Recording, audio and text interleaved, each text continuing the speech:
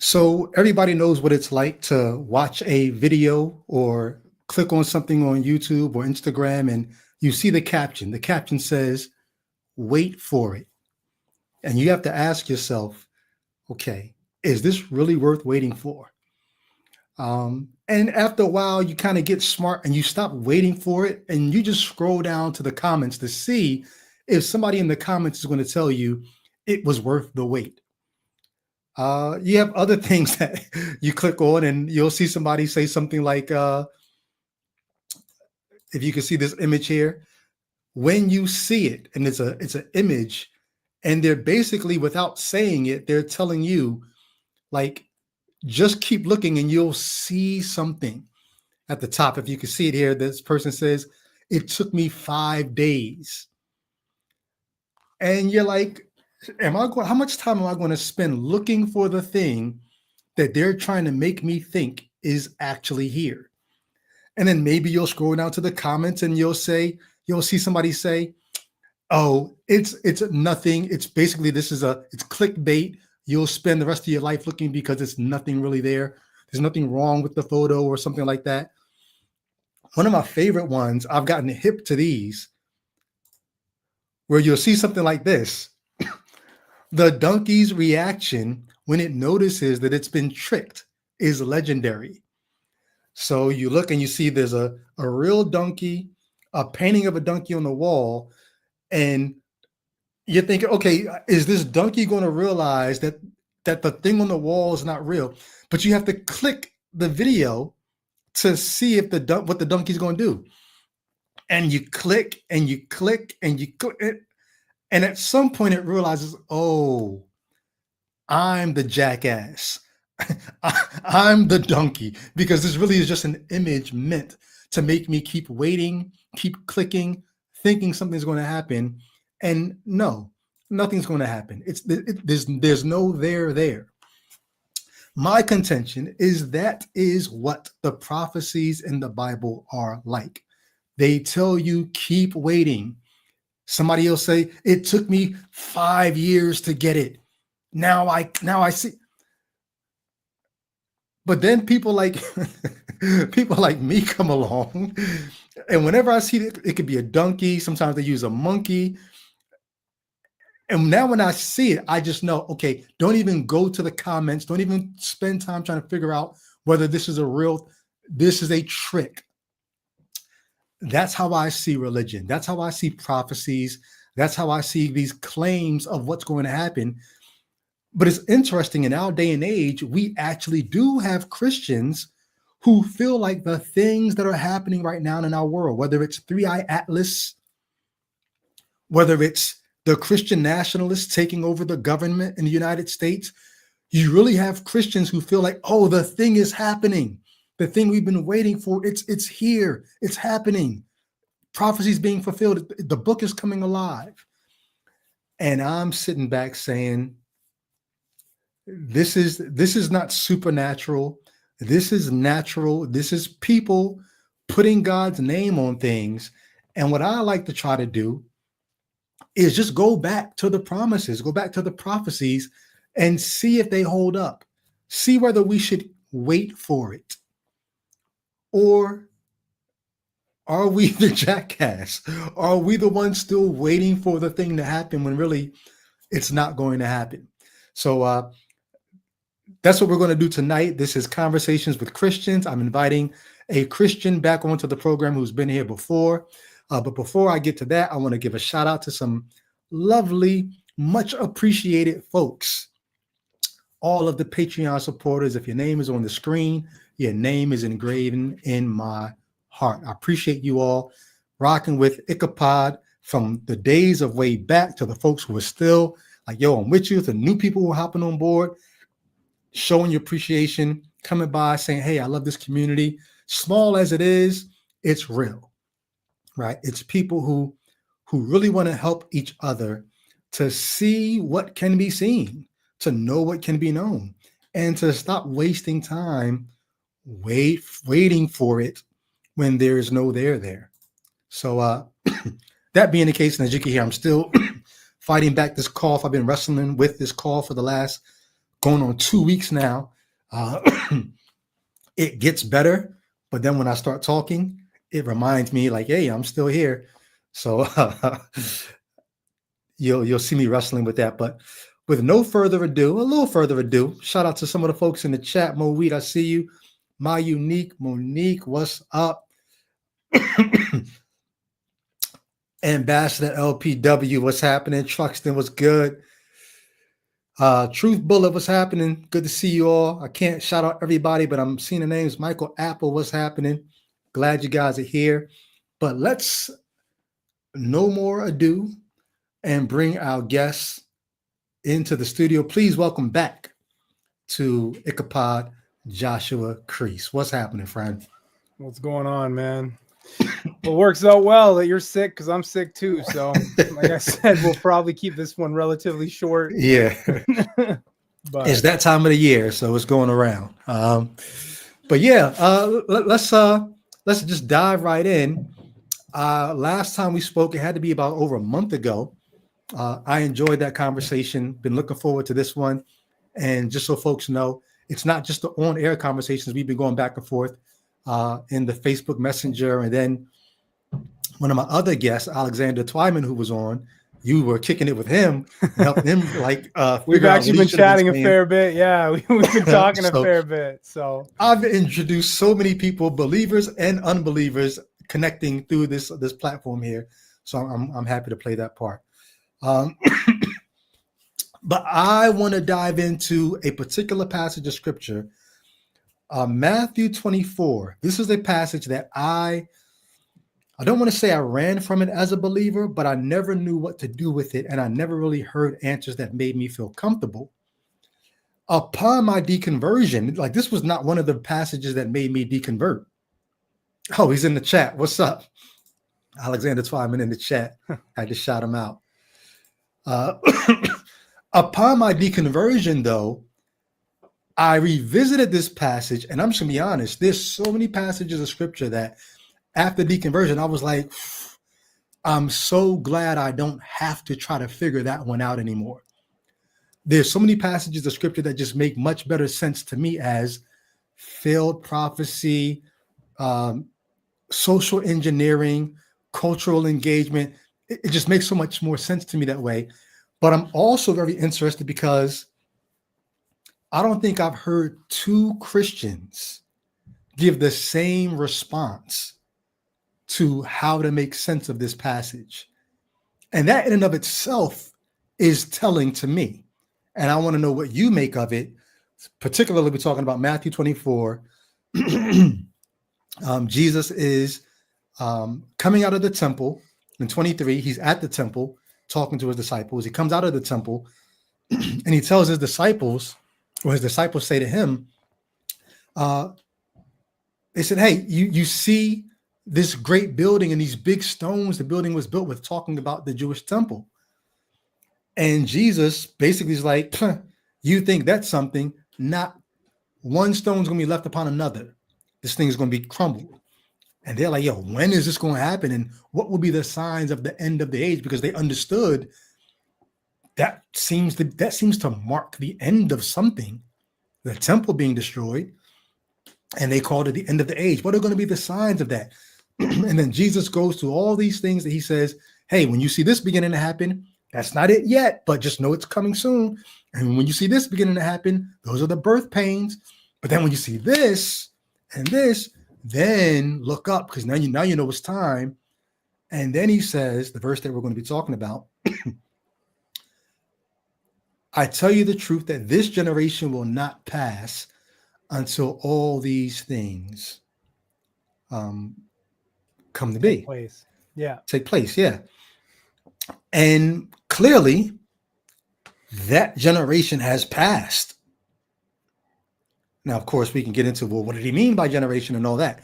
But the generation, the people he was talking to, I don't think any of them are still alive 2,000 years later. And one of the things that he said was that you would see him coming on the clouds of heaven with glory, and the angels, they're asking, when is he going to return? And when is the end of the age? And so I guess two questions for you. One question will take us deeper into the conversation. So I'll save that question. The first question I'll have for you is, what do you make of the fact that there are so many different Christian interpretations of that passage? You have full preterists, you have partial preterists, you have futurists, you have there's even early on in Christian the church history, there was a group of Christians who actually believed that that all those things had come to pass by 70 AD when the temple was destroyed, and that Jesus had actually returned, and that they were living after, not like a spiritual return. He physically had returned. I forgot what they were called. Maybe somebody in the That's chat knows. full preterist. Like no, this is way before preterists. The preterist, I guess the preterist view is akin to this, but these were Christians who early in church history, they believed that they were living post the physical return of Jesus. I'm just saying all that to say, this is the new heavens and the new earth. Yeah. So what do you do? Well, yeah, I need to go back and find out what they actually did believe. If that was part of it, maybe that was, I don't know for sure. But I'm just curious, what do you do with the fact that there's so many various views within Christianity on how to make sense of Jesus saying, this generation will not pass until all these things take place? Yeah. So I think I would start with the fact that, and I really like this question because it's kind of something that came up when I was reading your book, is given the fact that you're a graduate, and we've spoken about this a couple times before, you're a graduate of Westminster Theological Seminary. I've got books on my shelf from the guys. I'm not going to reach up and pull them down because I'm not feeling well either. But like G.K. Beale, for instance, he was a prof that you had, right? And so Vern Poitras, like all of these guys, these guys teach hermeneutics, but they teach a really weird view of hermeneutics. So for me, when I was in Reformed circles, I basically was drifting down the confessional road. And when you're in confessional churches that are Reformed, they basically give you this interpretation. And they're like, no, this is the correct interpretation. Sensus plenior, it's some deeper meaning. And so one thing I will say is Scripture does speak about varying views on theological topics.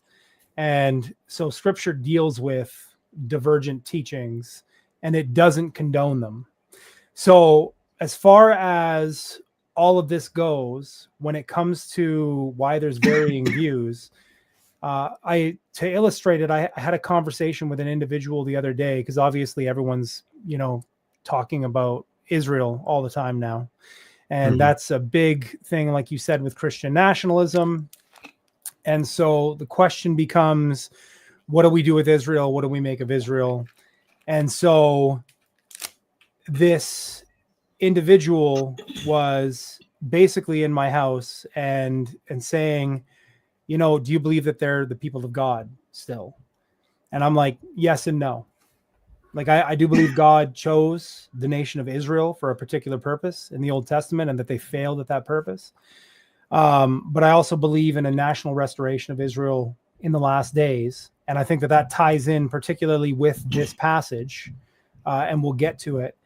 But what I see a lot of guys doing, particularly in the Reform camp, is they will interpret all of the first coming passages that they view as dealing with the first coming messianic prophecies, which we don't have time to get into this time, but we can touch on that on another go. They interpret them literally. And so when I was speaking with this individual and I was saying, when it says here, Jesus will be born of a virgin, which I know is a big hot topic issue, Isaiah 7:14. I just asked him, how do you interpret that? And he's like, well, I believe that he was born of a virgin. And I'm like, okay, so you take it literally? He's like, yeah. I'm like, so then all of these second coming passages, why would you take them as anything other than literally? If God has always fulfilled his word literally, according to the literal, grammatical, historical method of interpretation, why would we need to change our method of interpretation? So I guess my kind of long answer for your question would be that there are a lot of different interpretations because everybody comes to the text with a bias, whether it be a theological bias or just a bias of like you don't believe or you do believe. And so we can't reject the fact that we read the text with a bias. And so people are going to come with that bias. And if they are motivated to read it a certain way, then they're going to read it that way. For me, I used to be motivated to read it that way, but I'm not anymore because I had a friend challenge me on it and basically shifted my entire worldview. I deconstructed from the Reformed camp. So, well, let me ask you this. Do you think when Jesus gave his answer to the disciples that he wanted them to understand what the signs of his second coming would be? Do you want them to really understand it? And do you think he wants Christians today to really understand it? Yes. And do you believe that the Holy Spirit indwells believers such that he can lead them into all truth? I believe that he is leading us into all truth. So okay. I think that it is an ongoing process. Sanctification looks different for different people. And I think that there is a day when we will be led into all truth. So, but I don't think that day is yet. So there's a scripture that says, if the trumpeter blows an unclear signal, no one's going to prepare for battle, right? And what passage are you alluding to? I'm guessing 1 Corinthians 13:14. Because it sounds like it's... I'm going off the top of my head. Let me see. I think it's a proverb or something. Hold on. Well, my guess is it seems like you're talking... No, you're right. 1 Corinthians 14. Which is dealing with the gift of tongues.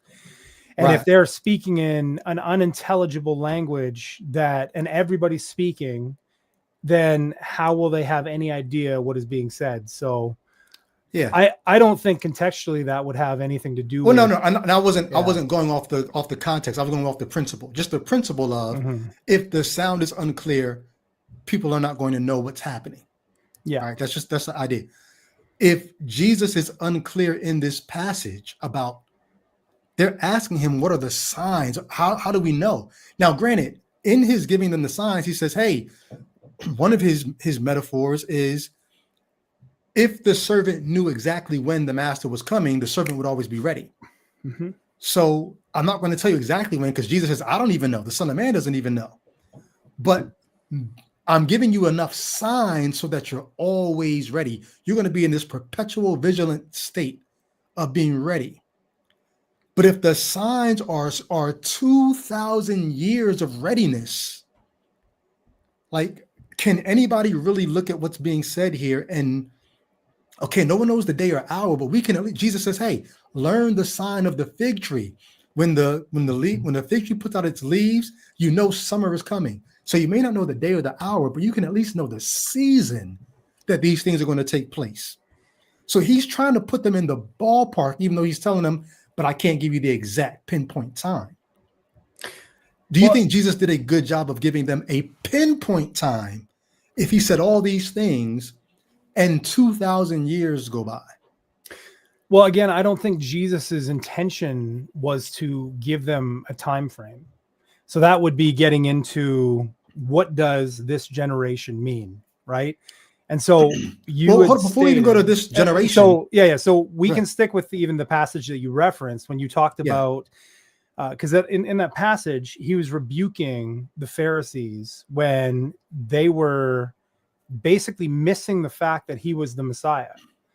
And they were saying, you know, all, like, you can look up in the sky and you can see the times, like you can tell me if it's going to rain that day, but then you are missing everything that is taking place right now, pointing to the fact that I am the Messiah. So I think that in that context, he's specifically referencing his first coming and that he is in fact the Messiah, and they are rejecting him.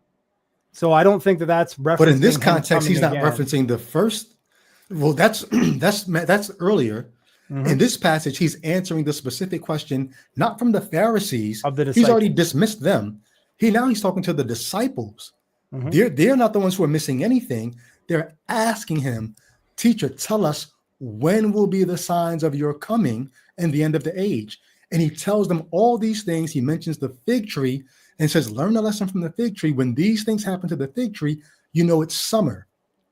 So he's telling them, I can't give you an exact time, but he is telling them, I'm giving you a time frame. When you see these things, that's how you know. And I guess all I'm saying is, if that's the case, do you think Jesus did a good job of giving them a time frame? Because that does seem to be his intent. He wants them to be on guard, like the servant who doesn't know when his master's coming, but at least you know the time frame so that you can always be ready. And then here we are 2,000 years later. I guess I won't ask it. I'll say what I'm saying plainly. I don't think he did a good job, if he really is going to come again, of preparing his disciples for that time frame. So correct me if I'm wrong. I don't want to get lost. You were speaking about looking up in the sky, seeing the signs, and then like seeing the signs of the times, which he was dealing with the Pharisees then. But then you're alluding to the fig tree, which I didn't mention the sign of the times with the sky. Yeah. I mentioned the fig tree. The fig tree. So, and there's a bunch of different instances in the synoptics where he mentions fig trees and the cursing of the fig tree as well, which has its own theological issues there. But here, I'm just trying to find it because I have Matthew 24 open. I'm just trying to find the text where he mentions the fig tree, or is that in Mark? No, that's in Matthew 24:32. 24:32. Okay. Oh yeah. So now learn the parable from the fig tree. When its branches already become tender and puts forth its leaves, you know that summer is near. So too, when you see all these things, recognize that he is near, right at the door. So he's giving signs as it pertains to his coming again. And he's saying, when you see these signs, you know that the time is near. So now the question is, because the next verse is the verse that gets brought out all the time, is truly I say to you, this generation will not pass away until all these things take place. I guess I'm curious, before I get into my perspective, on what are the different perspectives that you came across when you were a believer that you were not satisfied with. Because I'm very curious as to some of the different views you've come across. I don't know if I can name them offhand. I know the partial preterist view, the full preterist view, neither of those. Anything that has a double fulfillment always was met with skepticism from me.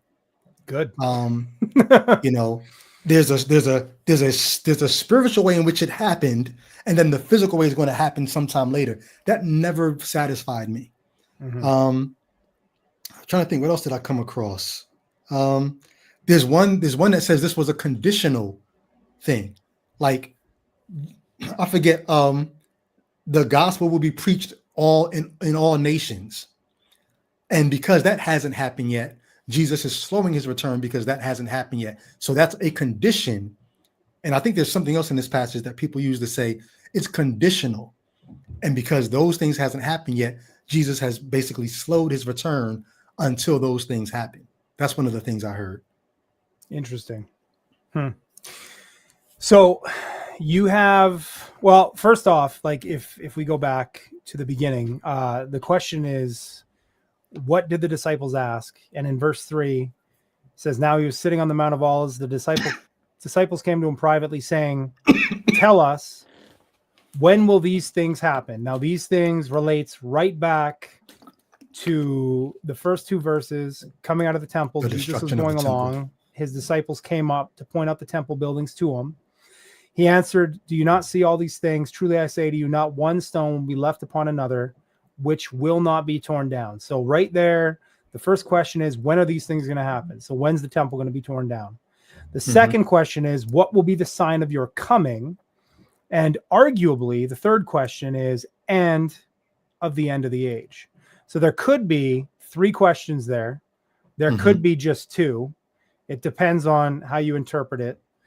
But basically, all throughout Matthew 24, I do not believe that Christ is answering the first question. I think he's That's going interesting. right to the That's second question. that's a creative way to let me make sure I understand what you're saying. And for anybody who's watching who doesn't know, the temple that they're talking about was destroyed in 70 AD. And so what scholars do with this is they say one or two things. Conservative Christian scholars say this was prophetic because how could Jesus have known that was going to happen in 70 AD?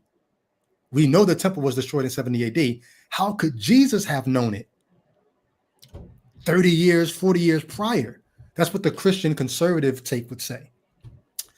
There are Christians who are not so conservative who actually side with critical scholars who say this is proof that the author of Mark wrote this after 70 AD. That's how the person knew the temple was going to be destroyed. I side with those critical scholars who say Mark was written after 70 AD and is written to look like Jesus prophesied this decades before. That's where I'm at. But just for anybody who's watching who doesn't know, the temple was destroyed in 70 AD. So either Jesus was prophetic and he knew that. The question would be, how could he have known that and got that part right, but then not get some of the other things right? And Joshua's on the screen, not the biblical Joshua. Joshua Kriese, one of his responses, which I like, this is very interesting. The disciples asked Jesus 3 questions. When's the temple going to be destroyed? What will be the sign of your coming? And what will be the sign of the end of the age? And Joshua is saying that Jesus is not answering all 3 of those questions throughout the rest of this passage. Is that what you're saying here? Yeah. So I believe that he's which of answering, those 3? He's answering either just the last one. If it's 2 questions, he's answering the last question. If it's 3 questions, he's answering the last 2. And which one do you think it is? So, well, I would say like either of those. He's basically answering what is the sign of your coming and the end of the age. So those are the questions. I would have preferred that you said he was answering number 1. What would be the sign that the temple is going to be destroyed? Because if he's answering what will be the sign of your coming, then that ropes in this generation will not pass away until all these things. Like, aren't you trying to get the sign of his second coming out from under the weight of that passage? Not at all.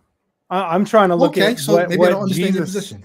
Well, because I'm trying to look at what Jesus himself and obviously Matthew is the author, the human author, what he intended. So for me, when I look at it, there are a number of ways that this gets dealt with.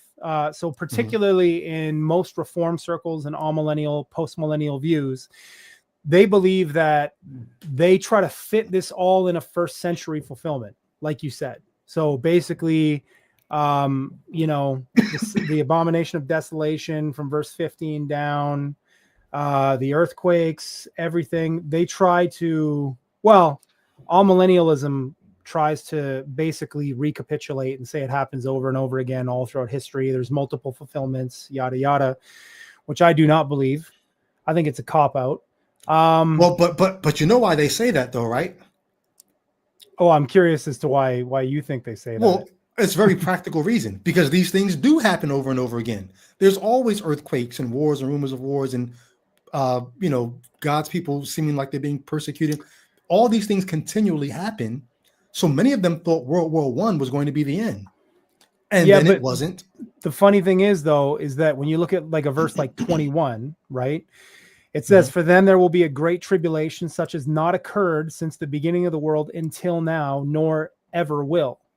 So they're fitting this into the first century, looking at the destruction of Jerusalem. When you compare the destruction of Jerusalem with the Holocaust in World War II, those do not square. The Holocaust, but if you don't know that those things are coming, worse.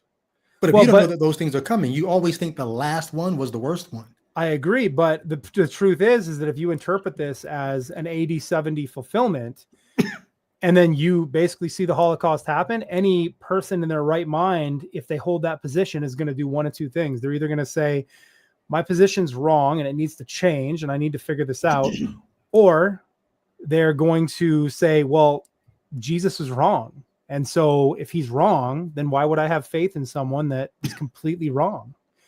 Especially if they claim to be God. So, or they just amend their view. Most times, that's what I meant. Is someone is going to be challenged on their view, and they're going to be like, okay, is my view legitimate? Like, does it actually hold water? And so for me, when I look at this, I'm like, I could never be an all-millennial because this makes no sense, especially looking down through history. And so for me, like, I raise this point with all millennials quite often is, was Jesus wrong? Like, because according to your logic, he's wrong. And then when you get down to it and you eventually, like, we'll get there, but when you hit this generation stuff, my main issue, even with post mills, is they will look at this generation, these two words, this generation, and they will interpret it in such a dogmatic, literalistic way that they are forced to then spiritualize the remainder of the passage, like everything that came before it. And they'll say, we have to take this in a straightforward, literal manner. And if we don't take it this way, then, and I mean, I'm sure, you know, like Christopher Hitchens, Bertrand Russell, like atheists throughout history have used this passage. C.S. Lewis said this is the most embarrassing verse in the Bible. So when you look at these, when you look at this, you see people that recognize, like, if this is in fact what Jesus was saying, this generation, like this span of however many years, he was wrong. Like, he was clearly wrong. And so, like, he didn't come back. And so what you need to do in these theological camps is you need to be like, well, he did come back when he sacked Jerusalem in AD 70 and he rode on the clouds. And so he didn't return then, but he did come back. And so that's the fulfillment that it was talking about. And when I look at this passage, I'm like, no, that's not what it's talking about. It's talking about his second coming. And so then the question becomes, what does he mean when we look at the phrase, truly I say to you, this generation will not pass away until all these things take place. So hold on, help me understand, because I love this is a great on-ramp to this discussion.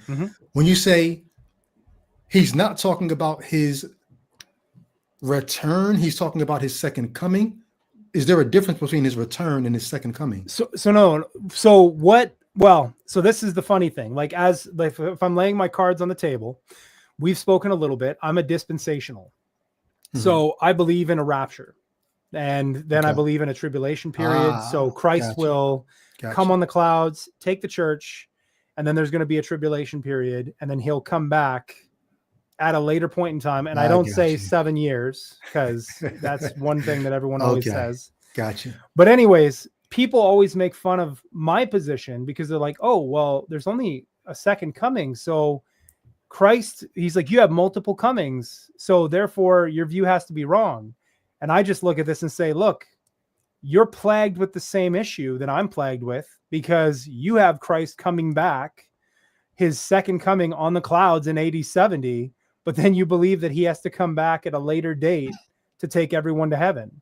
So there you have three comings: the incarnation, him coming back in judgment in AD 70, and then him coming back in the future to take everyone to the new heavens and the new earth and to judge the wicked. But you have three as well. It's just that the second one is sort of like it's like a peekaboo. I'm just here to take my sheep and I'm out. And then I'm coming back again. Yeah, exactly. And I think that 1 Thessalonians 4:13-18 very clearly teaches that. And so my thing is, funny enough, the whole second coming issue, if you look into scripture, there's nothing in the text that speaks about second coming. You'll get that in headings in the Bibles, but you don't get that in the actual text itself. So that's something that Christian theologians have basically made up and kind of foisted onto everybody. And like, we've kind of just accepted it rather than being like, what does the text itself say? And so for me, I just look at the text itself, and I laugh when people make fun of us, because I'm like, well, you have the same issue. Like Christ apparently came back in AD 70 for his second coming, and he's coming again a third time. So when you make fun of us, you're left with the same problem. All right, so I can appreciate that. Are you saying then when they ask him, tell us when will these things be? Does he not address when the temple is going to be destroyed as he gives his answer from verse? No, I don't believe he addresses when the temple is going to be destroyed. I have my Bible in front of me here too. Mhm. So let me just take a look here. The sign. Yeah, no, I don't believe that he addresses when the temple is going to be destroyed in AD 70. So, Okay.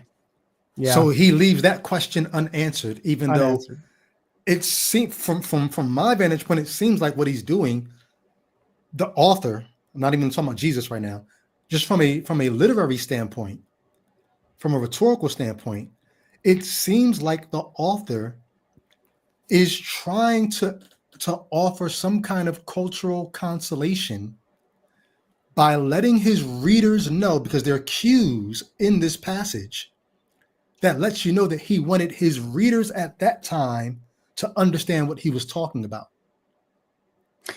Yeah. So again, I don't think that they have a misunderstanding of understanding what the Messiah, like what the promised Messiah coming in all of his glory to set up his kingdom would have looked like. They all expected that was going to be his first coming. Like many of them expected that. So Judas, I believe, was upset because he was expecting Christ to actually set up the Messianic kingdom and rule and destroy the Romans. And that's what many of the Jews were expecting. And I think that even in Luke 24, Christ very specifically talks about how when he's on the road to Emmaus, he's speaking to those two disciples and he's saying, oh foolish and slow of heart to believe, didn't you know that all these things had to come to pass first? So speaking about his death, burial, and resurrection, and then he roots that again in the Old Testament. And so I know that we would have disagreements because you would view all the prophecies dealing with what we would say is messianic. You would say, well, no, there weren't any prophecies about Jesus in the Old Testament. And we would say, well, no, there was. And Jesus also believed that there was. So then the question is, were they legitimately about the Messiah? And we'd have to get into those passages at a later date, but we could certainly do that at a later date. But yeah, I do think that when it comes to any literature, we need to recognize, one, who's writing, number two, who's he writing to. And so Matthew's gospel, I think, is written to a primarily Jewish audience. And again, this gets into a whole can of worms because Matthew utilizes the Old Testament in ways that most of your former professors, I think, botch when it comes to looking at hermeneutics. And they basically are like, well, you know, he utilized the Old Testament in a way that the original audience would have had no way to know what they were saying. And he draws out a deeper meaning. And I completely reject that premise. okay. Yeah, I think the only way in order to do hermeneutics is to recognize that anytime someone writes anything, the original author determines the meaning. And it's no different with scripture. It just so happens that scripture is written by both God and man. So what your old Westminster profs did is they separate the God and the man as two authors, and they say the human author intends the divine meaning and does the best that he can, but the divine author has a deeper hidden meaning that is brought out in the New Testament. So we talked about this last time, sensus plenior, that was coined by Vern Poythress. And my main issue with that is, if you want to hold that view, you have no consistent ground on which to argue with Islam, on which to argue with Mormons, because, hey, how do you know they're not coming with some deeper hidden meaning? How do you know there's not a deeper hidden meaning that the Book of Mormon draws out of the Book of Hebrews and it didn't mean what you thought it always meant? And your view is that just a historical, grammatical, rhetorical hermeneutic is going to get you where you need to be without having to add sensus plenior. Absolutely. And I think the reason that we do so much hermeneutical gymnastics when it comes to this kind of stuff is because people are so ignorant of the Old Testament. Like most Christians that you know, I'm sure you know many of them. Like if you walk into a church, generally, what are you going to hear about? You're going to hear about Jesus. You're going to hear about like some New Testament book. They're going to be expositing. If you're in any half decent church that actually even opens the Bible, to be quite honest, they're going to be generally in the New Testament, or they're going to be in certain passages in the Old Testament, like Psalm 23 or Genesis 1 and 2, talking about creation and manhood, or, you know, maybe Psalm 119, talking about the law of the Lord and how we should love. But when's the last time you heard like a pastor actually walk through the entirety of Isaiah, and not just Isaiah? Most of the 53. churches that I went to before I was at a more Reformed Baptist church, I was at Calvary Chapel churches that walked through the entire Bible verse by verse. Yeah. And so like Old Testament prophets? the entire Bible verse by verse. Interesting. So I've personally never seen it. Like most of the Christians I talk to. Oh, you guys don't have Calvary Chapel up in we do. Canada. We do have Calvary Chapel, but even most of the time, like I've been to Calvary Chapels, and again, it's very much like New Testament centered. And I mean, we have phrases for it, like New Testament Christians. Like when you talk to people, they just they do the entire Bible verse by verse. They just go through the entire Bible. That's what they do. But I was making a point a minute ago about, you talked about knowing who the author is and who the audience is. I think there's one more thing that you would probably want to take into account. And maybe you'll say this is something that the Westminsterites do or whatever. But you also have to take into account what is the author's goal. And you're talking about Matthew here writing to a Jewish audience, but keep in mind, Matthew takes this passage almost verbatim from Mark. So before thinking about what Matthew is doing, you got to think about what Mark is doing. Like this is Mark's story. But that gets into a whole, like that gets into a whole can of worms too, because obviously you have many scholars who believe in Mark and priority, but then you have other scholars that don't. So there are many scholars that believe that Matthew was written first and that Mark, like they were written in the order, like particularly the synoptics, they were written in the order in which they appear in the New Testament. There are people that believe that Mark had priority and that they draw from this secret Q document. Yeah. So again, the question is that factual? I personally don't buy it. I think the evidence in the favor of Mark and priority is very strong when you consider what's happening with Matthew, Mark, and Luke, and where they agree and where they disagree, and what's original in Matthew versus what's original in Luke, and how they both share what's happening in Mark. But forget that point. So we don't have to worry about that. Well, and my point is, I would say like one thing I will kind of draw out to illustrate the point even is like, even if you assume that Mark comes first, the parable, like when Jesus curses the fig tree, I would just urge you to go back and look at Matthew and Mark, because there's two differing accounts there.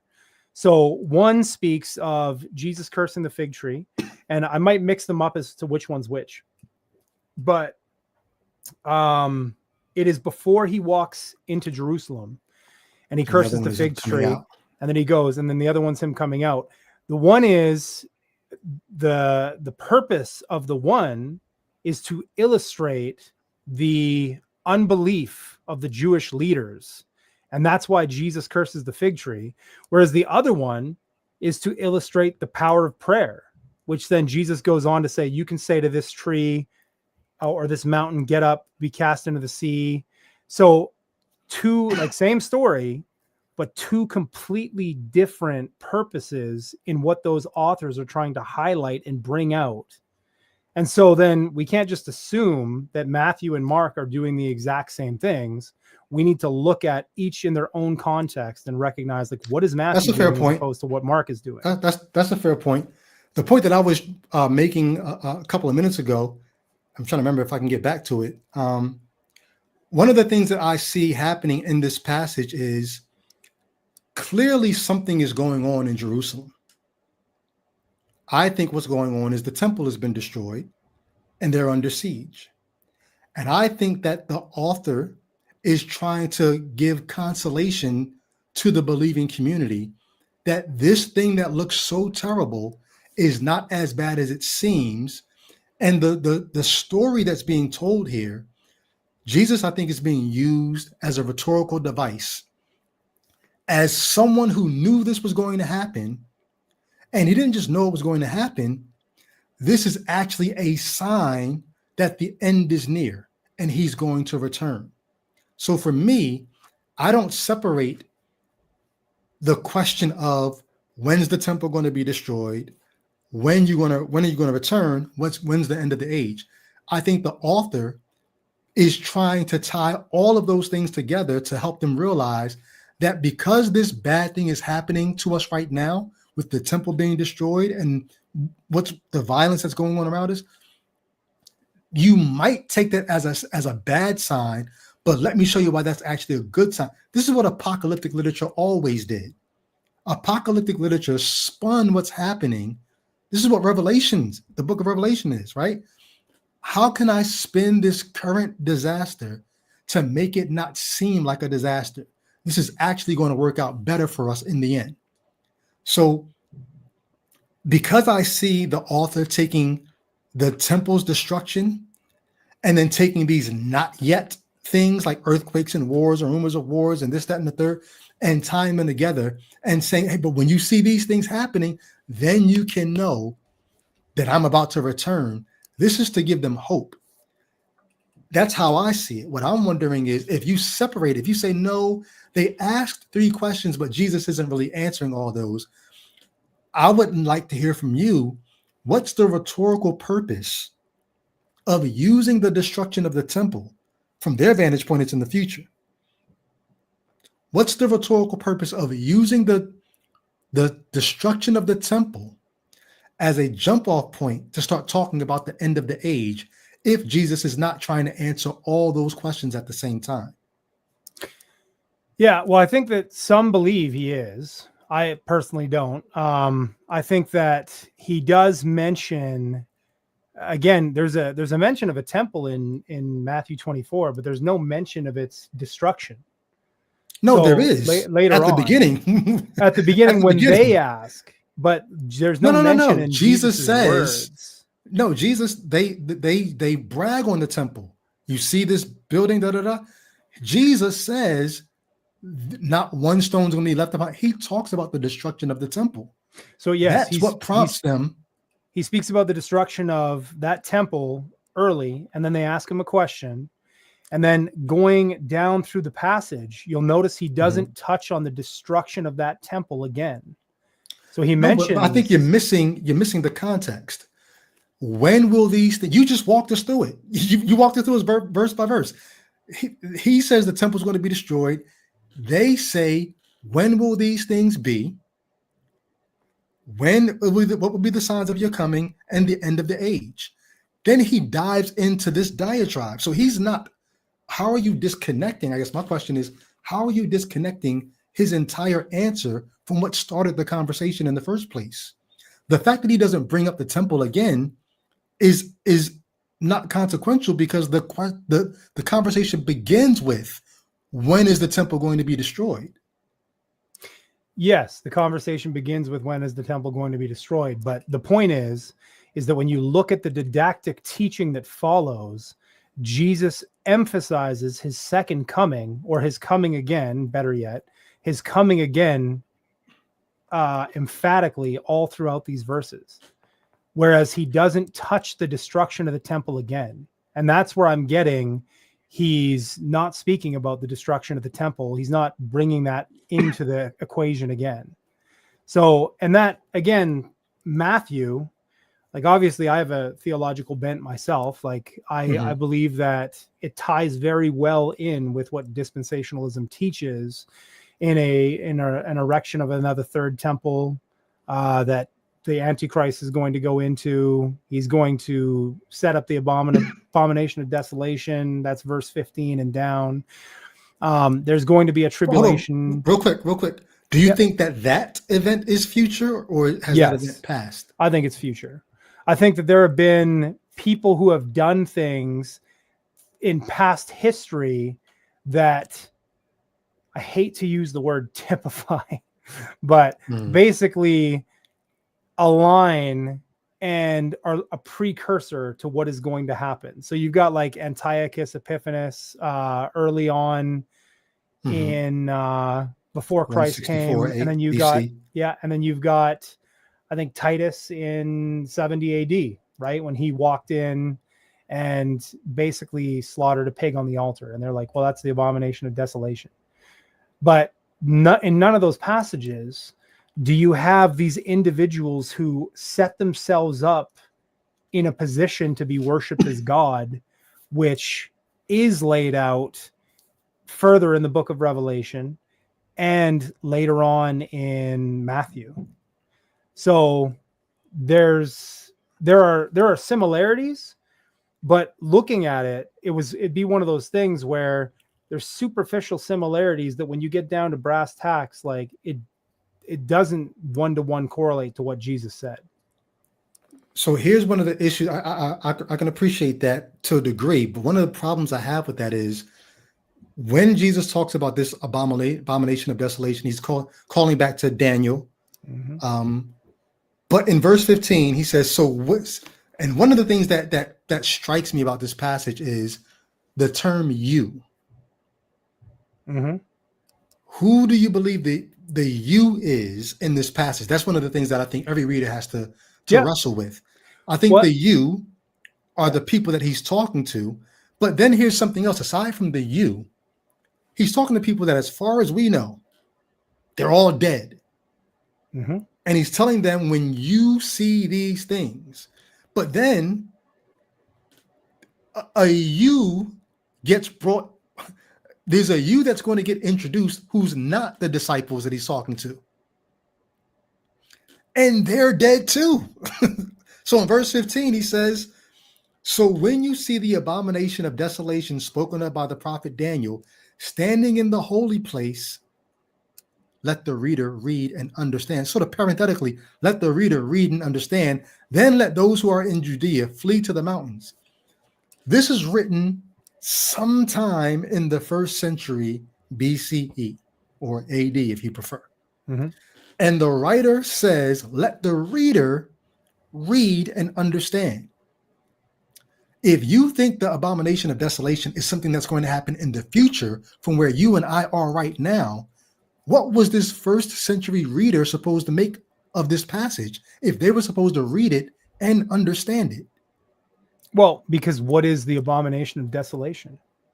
Like, even from our perspective, I don't understand it, but I'm not them. so it hasn't taken place yet. So the argument could be no. Hold on. When you say it hasn't taken place yet, I'm asking you, for the reader who's reading this in the 1st century, they were supposed to understand this. Yeah. So what do you think it meant to them? Well, I think it means the same thing to them that it means to us.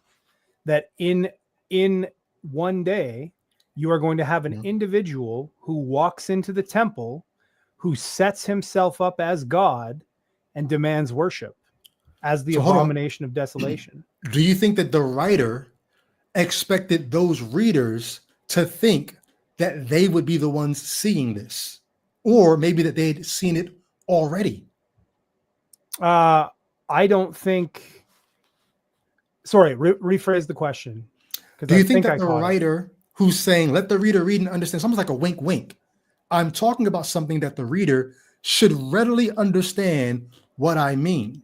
And I guess my question is, the original recipients of this, the original hearers in the 1st century, were they supposed to think that this abomination of desolation is something that's going to happen in their lifetime if it hadn't happened already?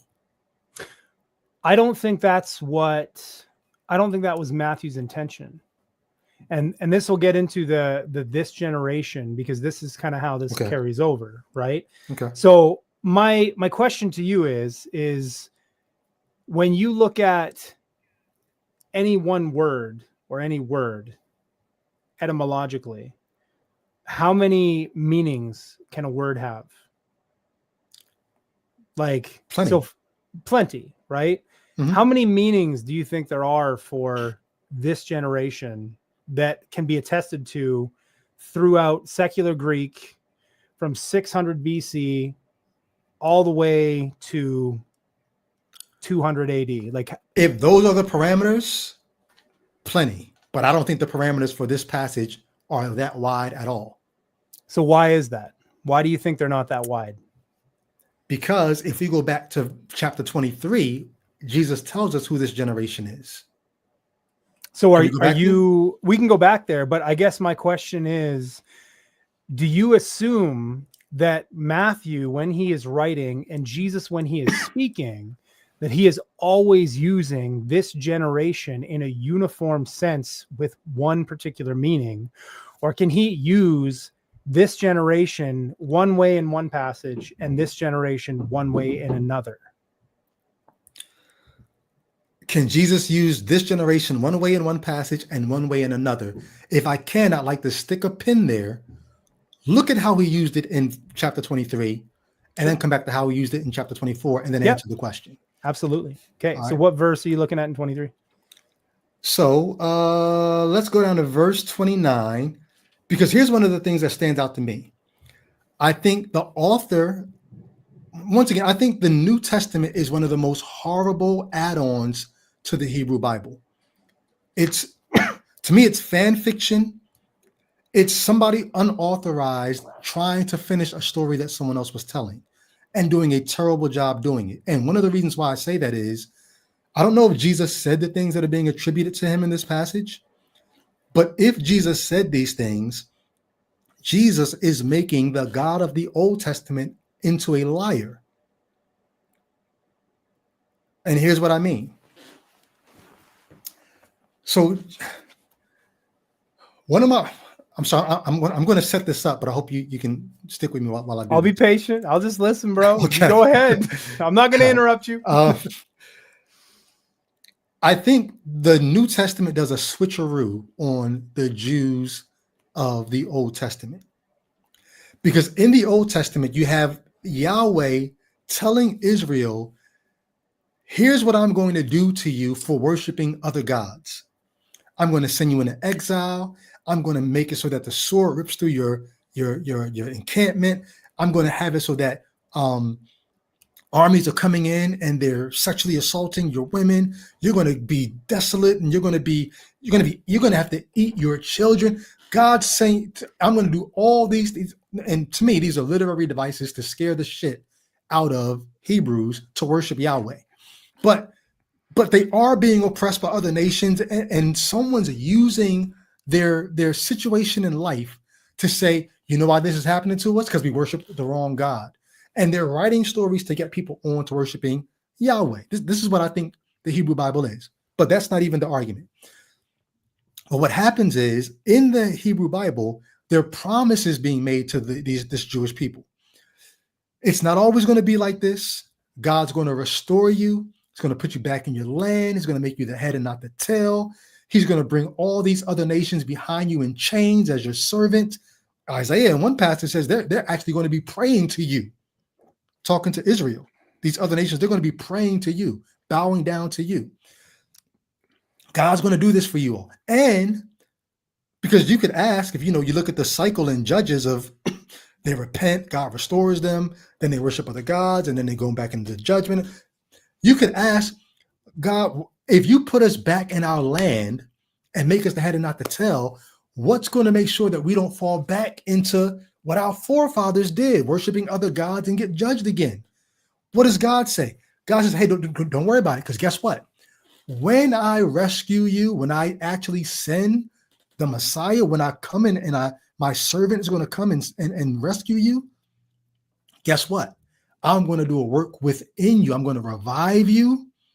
I'm going to put my law within your hearts. I'm going to put my spirit within you and cause you to walk in my ways. You're all going to know me from the greatest to the least. It's going to be a new heaven and new earth. God promises he's going to do all these things, and nowhere in the promise of what God's going to do to restore them, make them his people again, put them in the land, bless them, nowhere in there is anything conditional in terms of, but if you don't recognize the Messiah, if you don't do this, then you go. Nowhere in there is any of that. All the promise is what God's going to do to restore them. God's going to make it so that they can't fall off again. There's no stipulation on, but if you reject the Messiah, deals off. There's none of that, right? Jesus comes on the scene. You want to say something? I'm not Okay. going to interrupt you. I'm going to let you get your point I out. appreciate that, but so stick a pin there if you want. Jesus comes on the scene, and Jesus makes it look like that's not the case. God's not going to come and do a work from the outside within you. No, you've got to recognize who the Messiah is. Spoiler alert, it's me. And if you reject that, now I'm not going to come and do any of the things the Messiah was supposed to do. I'm not going to restore you. I'm not going to put you back in the land. I'm not going to raise an army. I'm not going to do any of those things.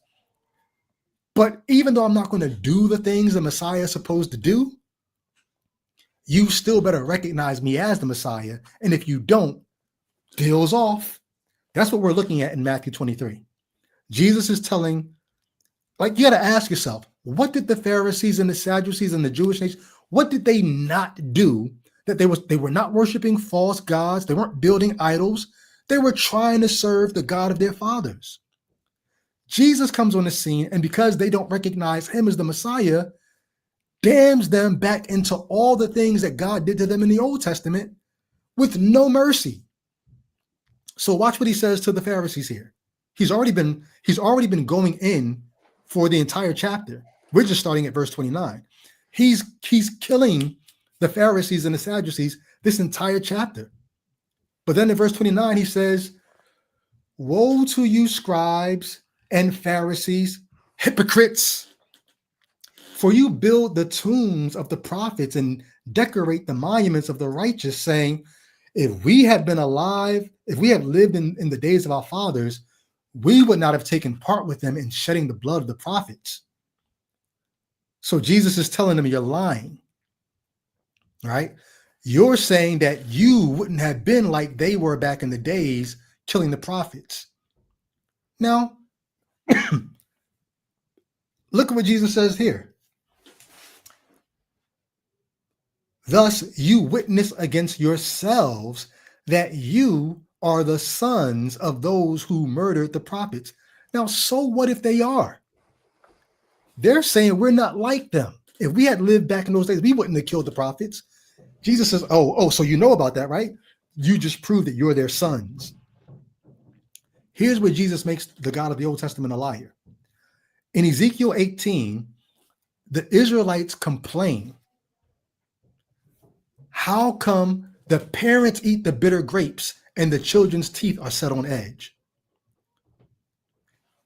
They did the thing and we feel the consequences. God even told them in Deuteronomy, right?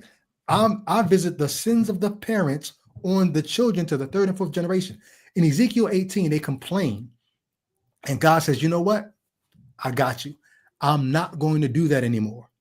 I'm not going to visit the sins of the fathers on the children. From now on, the soul that sins will die. If you're righteous, but your son is not, your son will be judged, not you. If you're unrighteous, but your son is righteous, you'll be judged, your son will not. God even goes so far to say, if you're unrighteous and you turn righteous, I'm going to bless you.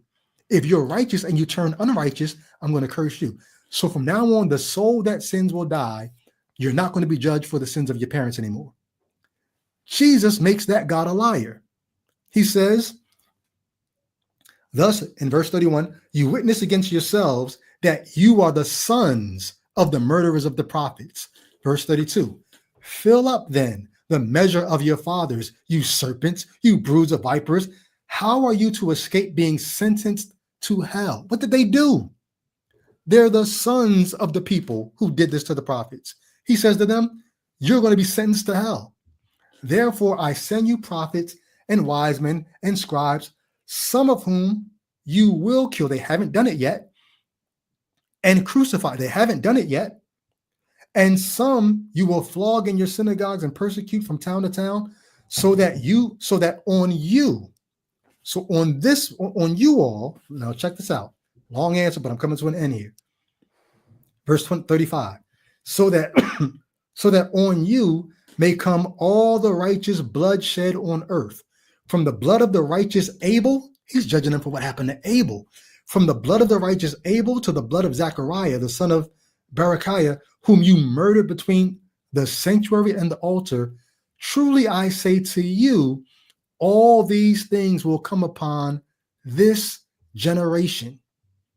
So Jesus is talking to the present generation, telling them, you're going to be judged for the past sins of generations before you, and you're going to do the same things as them, and this generation is going to get it.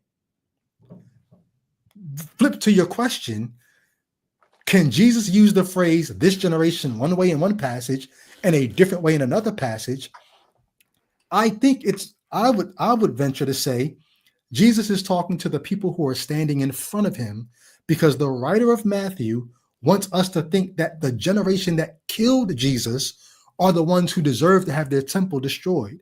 All of this is a way to position the destruction of the temple as the fault of the Jewish people. You all, this generation is going to get it because so think about it. It's being written as if Jesus is still alive.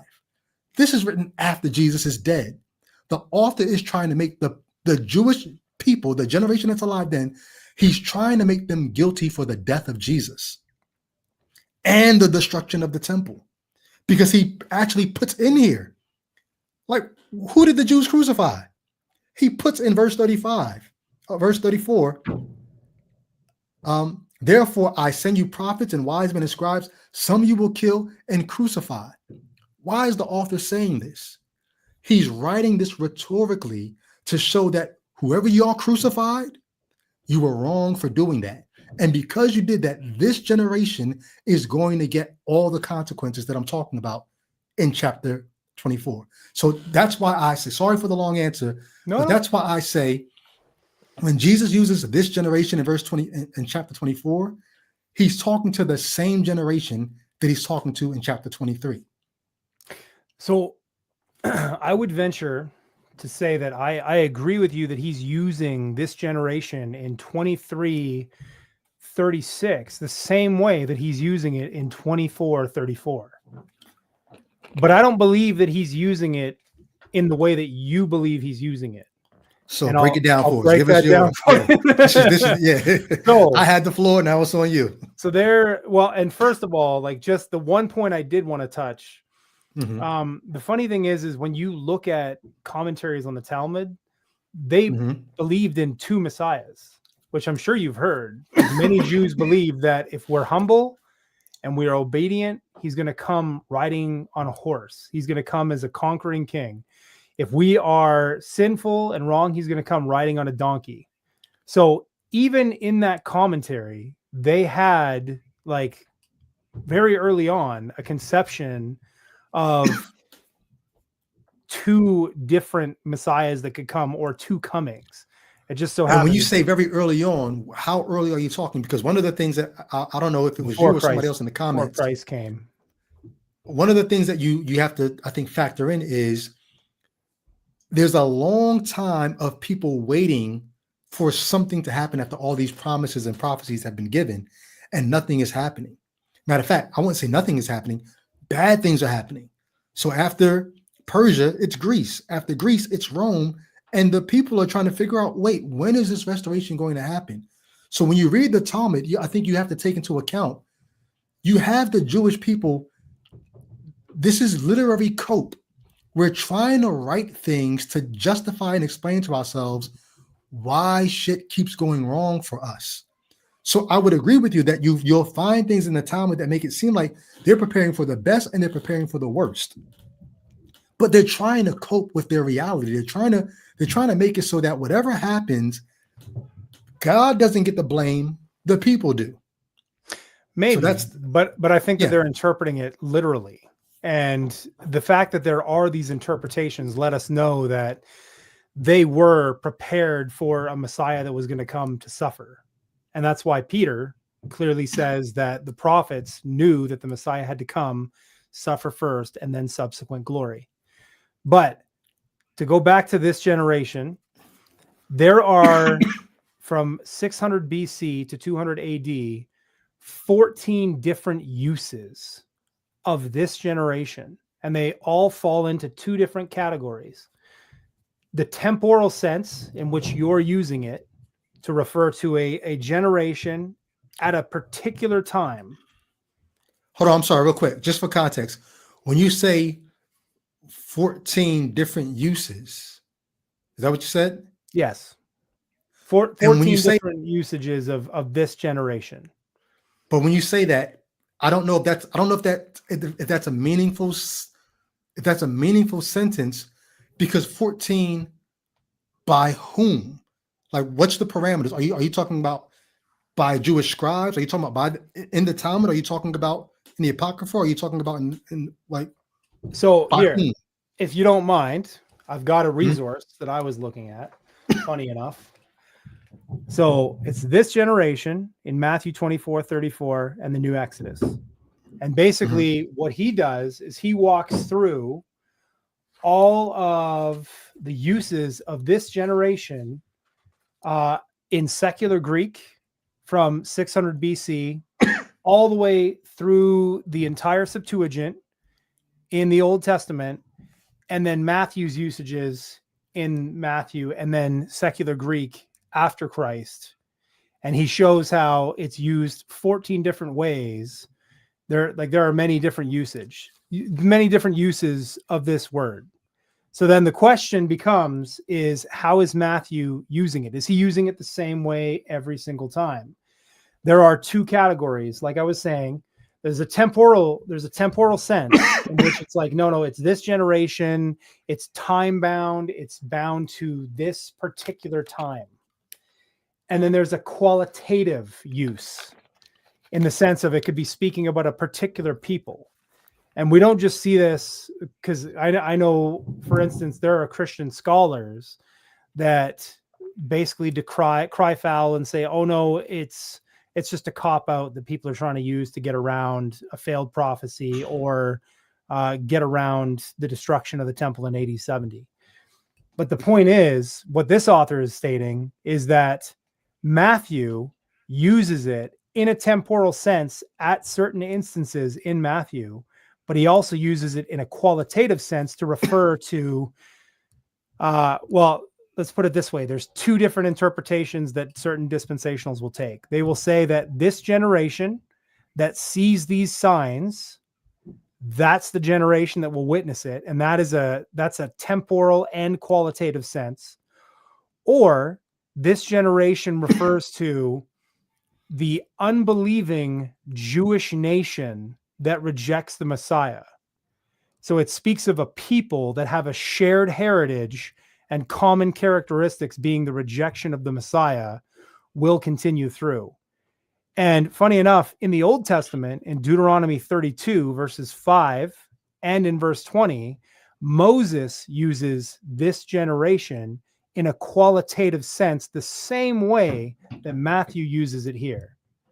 So what Matthew's doing is he's Are you talking about speaking the of, Toledot? sorry, the Song of Moses in Deuteronomy 32. Okay. So, but Matthew, and that's why I said I agree with you. I think that Matthew in 23:36, he is referring to the generation that rejects Christ. But the point is that he goes on to say, and I don't think I agree with you that he makes God a liar, because he says, fill up then the measure of the guilt of your fathers. So go ahead and fill up the measure of guilt. They hadn't done it yet, but they would do it. And Jesus knew the fact that they would, because I believe that Jesus is God. So on account of this, behold, I'm sending you prophets and wise men and scribes, some that you will kill and crucify, some of them you'll flog in your synagogues and persecute from city to city, so that upon you may fall the guilt of all the righteous blood shed on earth, from the blood of righteous Abel to the blood of Zechariah, the son of Berechiah, whom you murdered between the sanctuary and the altar. Well, did they murder Berechiah between the sanctuary and the altar, or was it their fathers who murdered him? This is why I said he makes Your God mic's doing in Ezekiel. your mic's Okay, doing your sorry. thing. So, really, I'm just going to keep talking if you're good with that. Now I get my chance to talk. But I don't believe that he. Like that? Yeah, I can hear you now. Okay. So if you want to interrupt, you can go ahead. I'll give you. I want to answer the question. This is why I say he makes God a liar in Ezekiel 18, because even though he says you killed them, so look at what he says in verse 37. O Jerusalem, Jerusalem, chapter 23, the city that kills the prophets and stones those who are sent to it. How I would have gathered you, how I would have gathered your children together as a hen gathers her brood under her wings, and you were not willing. See, your house is left desolate. For I tell you, you will not see me until you say, blessed is he who comes in the name of the Lord. So when he's talking about what they're doing versus what their parents did, he's blaming them for everything that the generations before them had done. Did they do it? No. But this is why I said he makes God a liar, because he's judging this generation for the sins of their fathers. Well, I think that trying to import Ezekiel 18 and then use that as an overlay on this passage, when I think Jesus again is using it in a qualitative sense to refer to the entire unbelief of the Jewish people. Like, again, that's why he blames them for it, because Moses did the same thing in Deuteronomy 32, 5 and verse 20. Like, Moses himself spoke about how they would do these things. And so, actually, let me just go there quick, if you don't mind. Deuteronomy 32. So it says, again, if you look, give ear, O heavens, is starting in verse 1. What Let me verse? speak. I'm just starting in verse 1.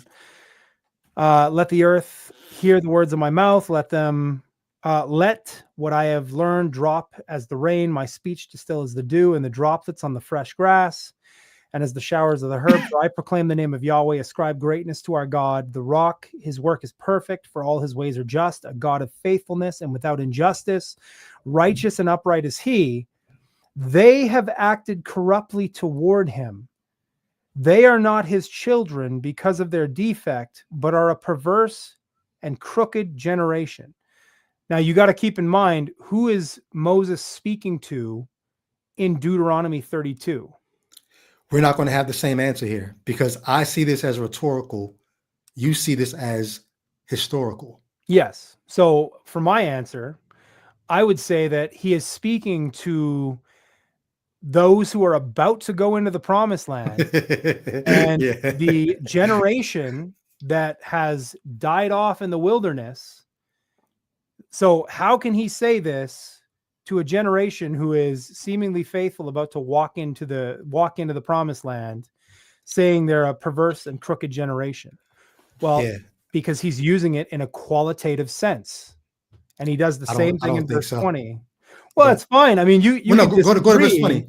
But I mean, that is like grammatically, like we have usages of that, the way that it's used, and it can be proved grammatically. Then he said, I'll hide my face from them.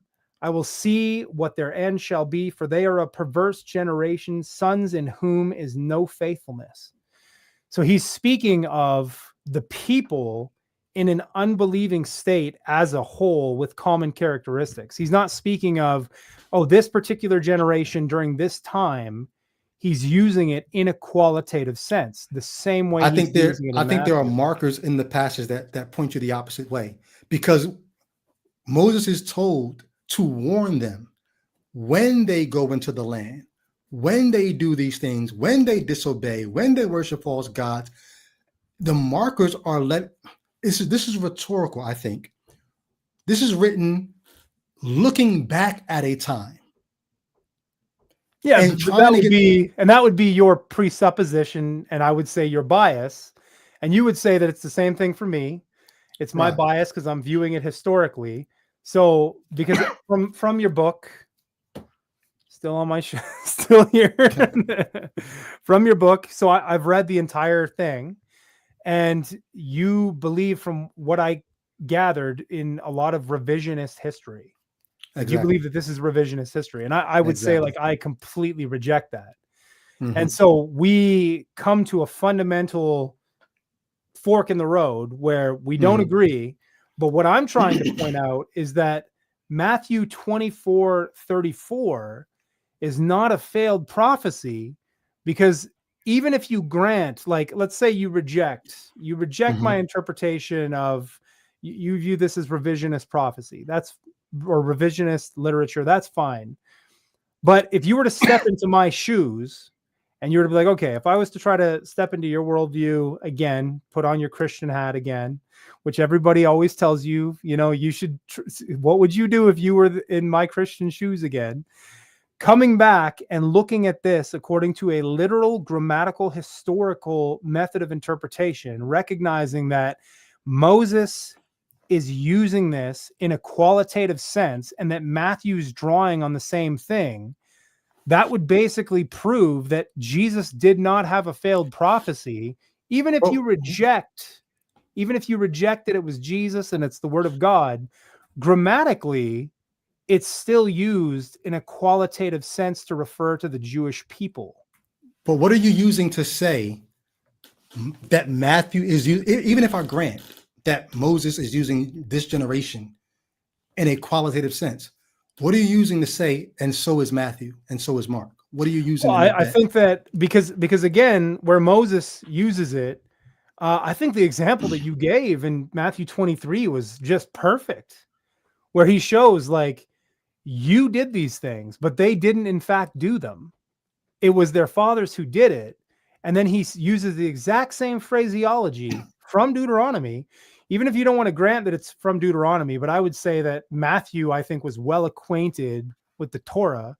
And so he'd be using the same phraseology, which would pick up markers that the Jewish audience that he was writing to would recognize. Because again, and this is getting out of kind of left field a little bit, but like, if we take a passage like Matthew 2:15, which is the big one, out of Israel I've called my son, and basically every single Christian scholar almost unanimously, I think it's gross what they do with that passage. They rip that out of Hosea that's speaking about Israel, and they try to make it about Jesus, and they say there's a deeper hidden meaning here. Well, the truth is Matthew is writing to a Jewish audience. If that's what Matthew was doing, no Jew in their right mind would ever be convinced that Jesus was the Messiah based on Matthew's horrible exegesis, if that's what he was doing with Hosea. It just so happens I don't believe that's what he was doing with Hosea. And we'll have to get into that on another evening. But ultimately, like, looking at the fact that Matthew is a Jewish author writing to a Jewish audience to try to convince them that Jesus was the Messiah, he is drawing on the Old Testament primarily as his source to show, yeah, this is in fact true. And when you come to this passage in Matthew 23, he draws it qualitatively the same way Moses did, speaking of them. I'm sorry, I get you, and I appreciate what you're saying, but I guess I don't know if you're dealing with my point is, you don't see how incongruent it is to come to a generation of Jews in the first century and to qualitatively link them in with generations of the past who killed prophets and say, you did this, and because you did this, they didn't kill the prophets. But Jesus says to them, because you did this, I'm going to do this to this generation, after God had told them, I'm no longer going to hold the children responsible for the sins of the parents. Well, yet but here Jesus is. They had done it though, because again, like, who is the last Old Testament prophet? I'm not sure what you're saying. Like, who was the last Old Testament prophet according to Jesus? Like, who did he believe was the last Old Testament prophet? And he rebuked this generation, temporal John the generation. Baptist? Yes. So he rebukes them again for their rejection of him and what they're doing. And but again, they didn't kill John. No, they didn't kill him. Even if they rejected John, they did not kill John. The state killed John. But again, what does, when looking at all of these things, what does God all throughout the Old Testament when he sends the prophets to the people, they are culpable for their rejection of his prophets. And that's the point. It But says no, here so, they see, rejected, it says they rejected the prophets and they stoned the prophets and they stoned killed them them. Yep. and killed them. They didn't stone, they didn't kill John. They were coming to John to get baptized. No, the Pharisees weren't. The people that Yeah, but he's the rebuking Pharisees in are this not the passage. Pharisees are not the people. So to make But this but qualitative statement that who's he's rebuking in this passage though? We're no, talking about but Matthew think about what you're 23, saying. right? You're saying this is qualitative to talk about the entire people. This generation is not just the Pharisees or the people who are alive now. This is all of y'all. No, so qualitatively, he's speaking of all the unbelieving nation. So But the only entire those nation who do was not not believe. rejecting John. The entire nation was not unbelieving. I agree. And so I don't think that he's speaking to the entire nation of Israel as a whole. I think he's speaking to the entire nation that is in unbelief. So So when he again, says this generation, he qualitatively means a portion of the people who are alive now who are just like past generations. They're the ones who are going to be judged, and yet the whole nation ends up getting the judgment. what, yeah, that's what happened all throughout the Old Testament. They all went into exile, but God always kept a remnant.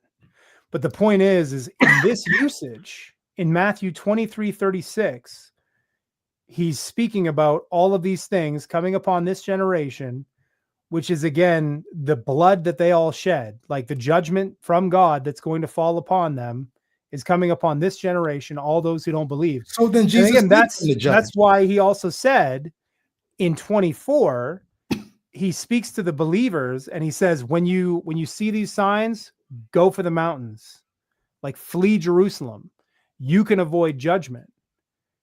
And then he speaks about, again, all the way through the signs coming to pass. And then coming to 24:34, truly I say to you, this generation will not pass away until all these things take place. Again, it's a perpetuation of the Jewish nation, which we see today. Like you look around, like you don't find very many Babylonians around, but you find Jews who are still present today. And I'm not one of those, like, again, there's people that read the New Testament with a newspaper in their hand, looking at all the things for fulfillment of prophecy. I don't personally do that because I think that the next prophetic event is the rapture. So nothing that goes on in the Middle East is of any consequence whatsoever, because the next event, biblically speaking, is Christ coming for his church. So God's going to preserve the Jewish nation so that they don't pass away until all these things happen. That's your take of what's they're going happening. to, so again, they're going to be sustained down throughout history, right? And if you take just this passage alone and that's it, then you could interpret it that way. Personally, I believe that the unbelieving Jews will pass away, but those who believe, and I believe that there's going to be a mass revival in the future, according to Romans 11, that he's going to save a third of the Jewish nation, according to the book of Revelation. So 2/3 will die in the tribulation, and a third will be preserved, and they will constitute the remnant of Israel that the Old Testament speaks of so often as the elect or the remnant. So by using, I just want to make sure by using this generation will not pass away, he's not using it in a temporal sense. No, he's not using it in a temporal sense. Even though the conversation with this is a private conversation with his disciples after he already had a conversation with the Pharisees, the private conversation begins with, when will these things be? But his answer is not temporal, it's qualitative. Yes, because he's answering the second. Well, again, he's answering the second question. Hold on, wait. Would you agree that ahead. all three of the questions are temporal questions? Yes, I think all three of the questions are temporal questions.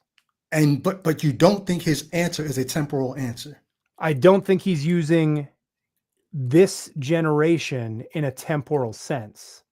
I Even think he's though using it in a qualitative sense. when we go to the corresponding passage in Mark 13, if you go back to the context of Mark 13, in the near passage, I don't know if you count chapter 9 near to 13, at the beginning of Mark chapter 9, Jesus says to them, "Truly I say to you, there are some standing here who will not taste death until they see the kingdom of God after it has come with power." Mm-hmm. So this is the near passage to Mark 13, where he tells them again, this generation will not pass away. And He doesn't say hold this on, generation. He's saying some standing here who right, will right, not right, right. taste death. But do you think that Mark 9 is temporal? So again, I know like this, it's funny, like one of the first comments in the chat was this passage was brought up. And this is basically brought up generally as a gotcha moment for most Christians. Whereas for me, as I read this, I personally would interpret this as speaking about the transfiguration that took place 6 days later. And Right, that's why Mark places it so it's immediately temporal, after. right? So it's temporal. In this sense, yes. But I don't think that reading this passage and then importing it into the context of Mark 13 Well, or I'm not Matthew necessarily 24. importing it. I'm not necessarily, I'm just saying, here you have a passage where Jesus tells them they're going to see the kingdom of God coming, and people who are standing there are going to actually see it. They're not going to taste death until. And you say that's temporal. Yes. Then a couple chapters later, you have similar language. I tell you the truth that you're going to see the Son of Man coming on the clouds of heaven with angels. Same thing about you're going to see this kingdom or something glory. You're going to see it, and this generation is not going to pass away. But there, it's qualitative and not temporal. Yes. And that's based on the grammar. So, and again, I'm sure you would recognize as a former Westminster graduate with a master's of theology that there's a lot that takes place between chapter 9 and 13. And even if it's in the same chapter, you can't assume that the same way, the same word means the exact same thing in a totally foreign context, even in the same book or same chapter. Every single word, the context is determined, or the usage is determined by the context. So basically with this usage, the context points to qualitative this generation. Do you believe that Paul in Romans, is it Romans? 1 Corinthians 7, do you believe that Paul thought that the world was going to end in their lifetime? I believe that Paul, hold on, I got to figure out what passage you're speaking of specifically. When he advises that they shouldn't get married if you're not married, and if you are married, you shouldn't seek to get divorced because of this present distress and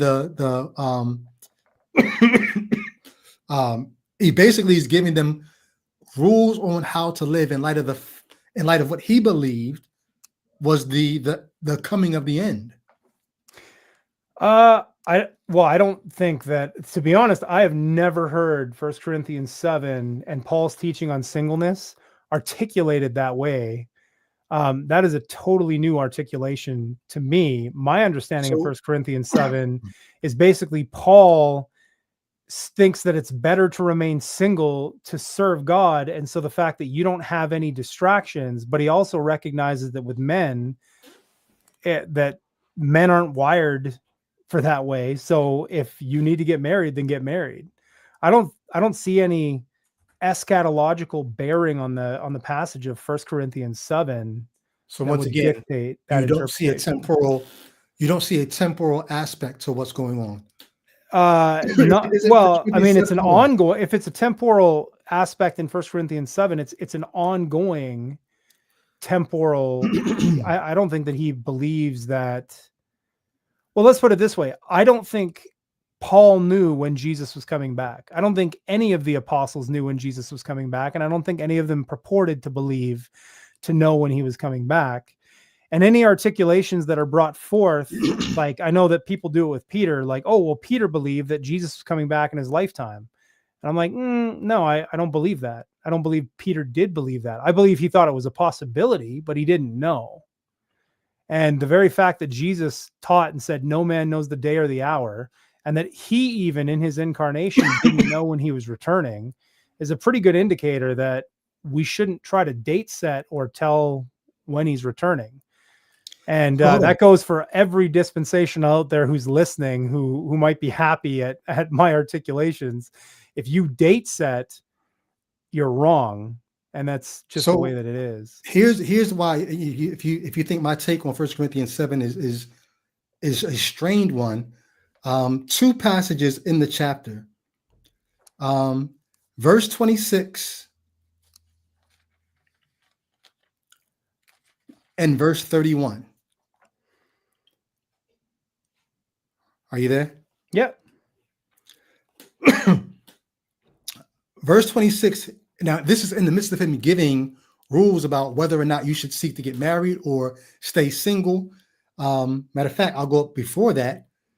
Verse 22, verse 21. So 21.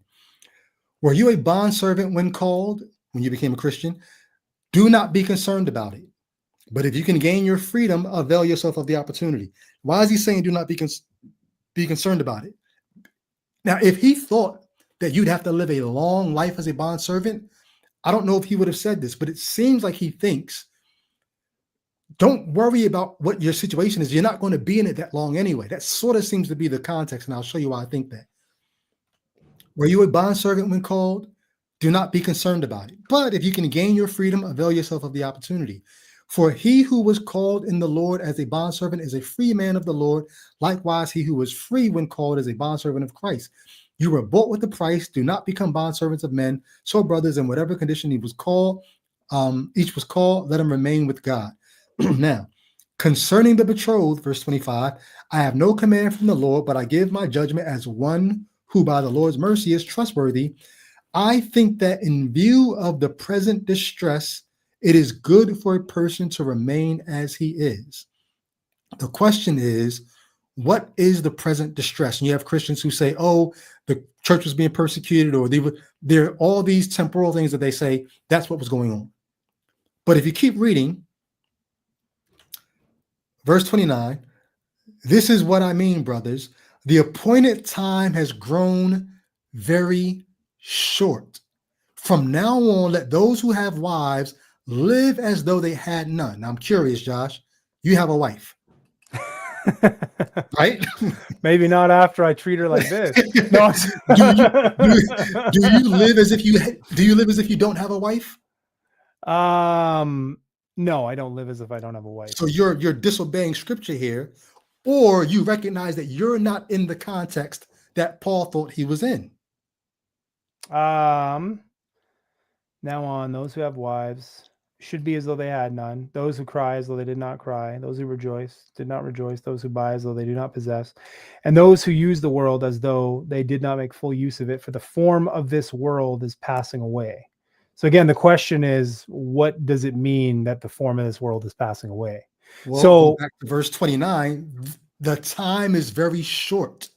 Mm-hmm. Something's about to happen in Paul's view. Yeah. And then a few verses later, the present form of the world is passing away. And he's telling you, if you're a bondservant, don't worry about getting free. If you're married, don't live as if you're not. What does Paul think is going on? I'm not sure. But I will tell you. Oh, come on, no, Josh, no. I will tell you that me and my and just to clarify, like right now, it's funny because I'm sitting with my Bible right in front of me, mm-hmm.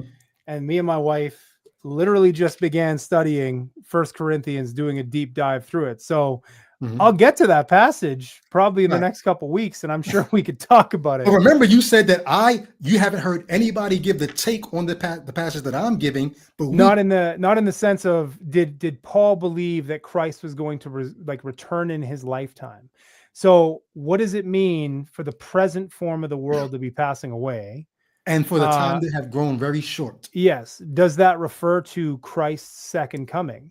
So I would say I don't know. Well, no. My question about Paul was, did he think the world was ending? Not did he think Christ was returning? Did he think the world was ending? Well, again, so let's say I grant the point. Let's just travel down this road for a second for sake of argument. Let's say I grant the point and Paul did believe that the world was ending. How, I guess, how does that buttress your argument? My argument is that they all thought that they were living in the last days. They all thought temporally about this generation being the ones who was going to see these signs of the end. Well, they believed Christ could come at any time. Not could. No, He says if you're married, live like you're not. They didn't think this could happen. They thought that the time has grown very short. He says, not the suggested or suspected time, the appointed time has grown very short.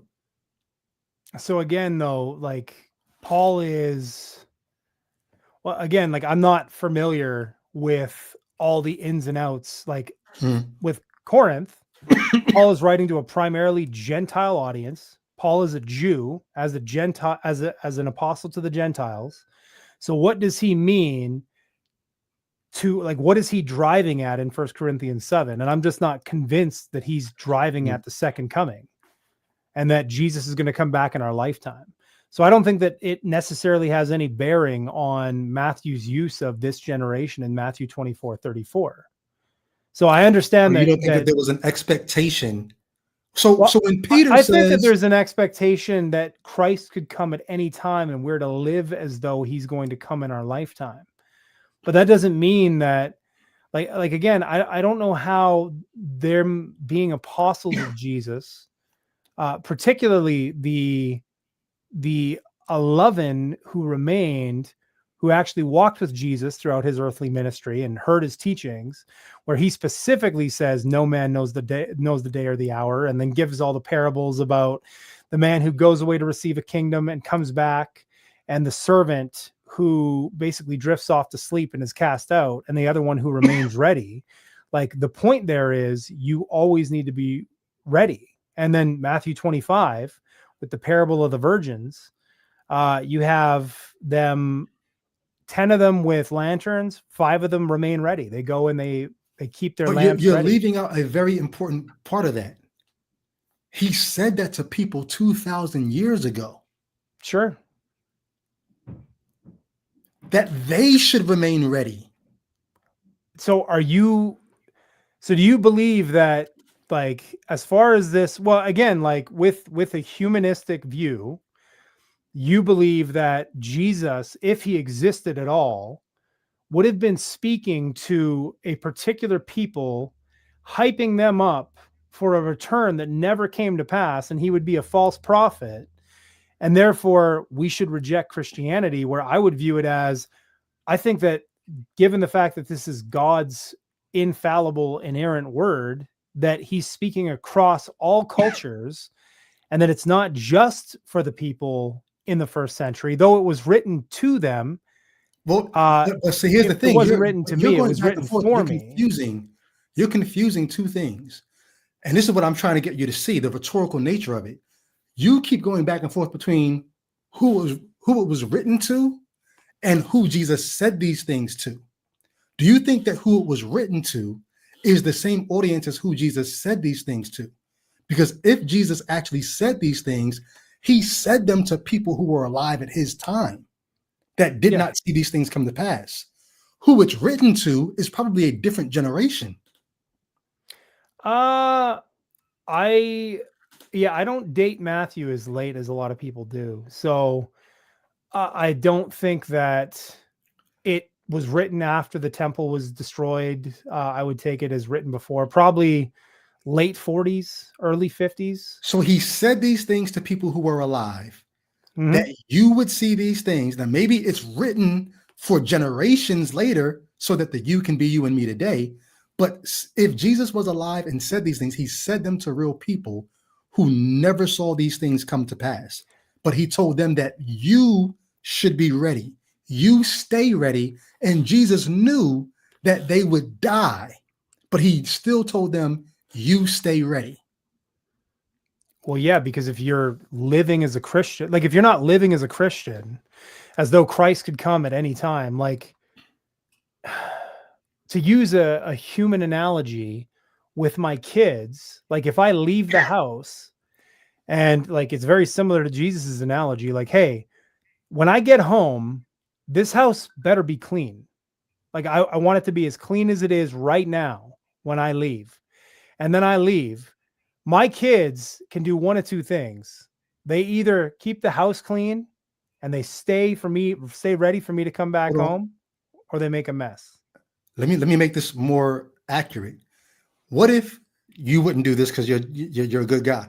What if you planned on leaving your family and never coming back, but you told your kids, when I get back, this house better be clean as a whistle, but you knew you weren't coming back? Did you lie to your kids? Well, if I did that, then like if I told them I was coming back, but again, where does Christ tell a particular audience that I am coming back in your lifetime? Christ said the exact opposite of that. He said, no man knows the day or the hour, not even the Son of Man. You're confusing a point in time with a time frame. No, he got specific. No one knows the day or the hour, but he gave them a time frame. When you see these things, then you'll know.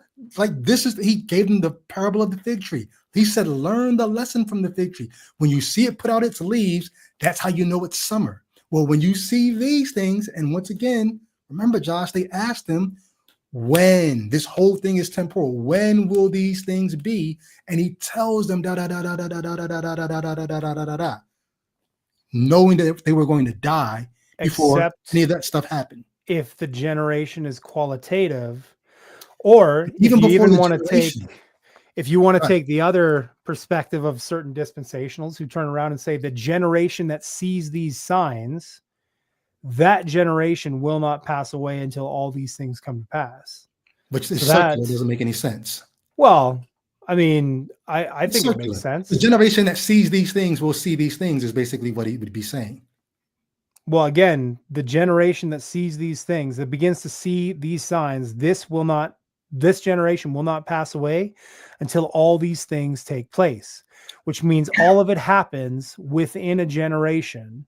Or if you want to go with Daniel's timeline, within a time and half a time. So 3.5 years or 7 years. Well, speaking of years, last thing I'll say, an author claiming to be Peter says, do not think that God is slow as men count slowness. For with a day, one day with the Lord is 1,000 years. Why do you think 2 Peter 3:9? Why do you think he has to say that? Like, what do you think he's shoring up there? Well, again, the entire perspective, actually, funny enough, like not to get like offensive or anything, because I don't want to offend you, but I think Peter was specifically writing to Christians, like, or a Jewish audience. I believe he was writing primarily to a Jewish audience, but he was writing to them, and there were people mocking, saying, where's the Lord? Like, where is he? Everything's being continued just as you said it was since the day that this all happened, which, to be fair, I mean, that's kind of what you did at the beginning of the podcast when you talked about viewing things. Yeah. So the point that Paul's driving at, or Peter's driving at, is don't let people who mock and scoff your faith, don't let them get to you, because what they count slowness, the Lord does not count slowness. So you might view it as a very long time. And again, I think this shores up the argument on my end, because even Peter recognizes that the Lord could come in his lifetime, or he could come 1,000 years from now. We have no idea. But what we do know is that we do believe that he's going to come back. And I know that you would look at me and I do appreciate the pity that you would have on me, because you would view me as someone who believes in something that's not going to come to pass. But likewise, I would look at you as someone who in the past, by all intents and purposes, believed this. And I'm just like, come back, man. I can't go back to this, bro. Well, it's a good, because I'm not in that either. I'm not there. I don't believe that. So,